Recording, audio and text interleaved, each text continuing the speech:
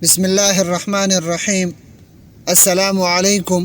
مالٹا jail میں شیخ الہند رحمۃ اللہ علیہ کا تجربہ۔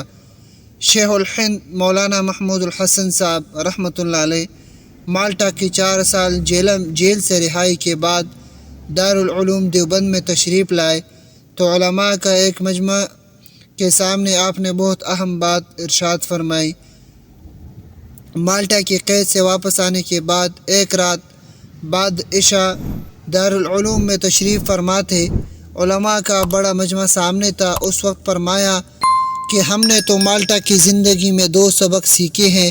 یہ الفاظ سن کر سارا مجمع ہمتاً گوش ہو گیا کہ اس استاذ العلماء درویش نے 80 سال علماء کو درس دینے کے بعد آخر عمر میں جو 2 سبق سیکھے ہیں وہ کیا ہے؟ فرمایا کہ میں نے جہاں تک جیل کی تنہائیوں میں اس پر غور کیا کہ پوری دنیا میں مسلمان دینی اور دنیاوی ہر حیثیت سے کیوں تباہ ہو رہے ہیں، تو اس کے 2 سبب معلوم ہوئے۔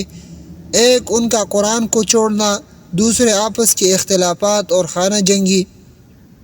اس لیے میں وہی سے یہ عزم لے کر آیا ہوں کہ اپنی باقی زندگی اس کام میں صرف کروں کہ قرآن کریم کو لفظاً اور معنی عام کیا جائے، بچوں کے لیے لفظی مکاتب ہر بستی میں قائم کیے جائے، بڑوں کو عوامی درس قرآن کی صورت میں اس کی معانی سے روشناس کرایا جائے اور قرآنی تعلیمات پر عمل کے لیے آمادہ کیا جائے، اور مسلمانوں کی باہمی جنگ و جدال کو کسی قیمت پر برداشت نہ کیا جائے۔ نباز امت نے ملت مرحومہ کی مرض کی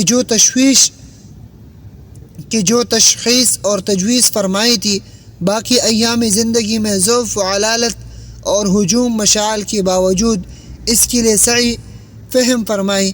بذات خود درس قرآن شروع کروایا، جس میں تمام علماء شہر اور حضرت مولانا حسین احمد مدنی اور حضرت مولانا شبیر احمد عثمانی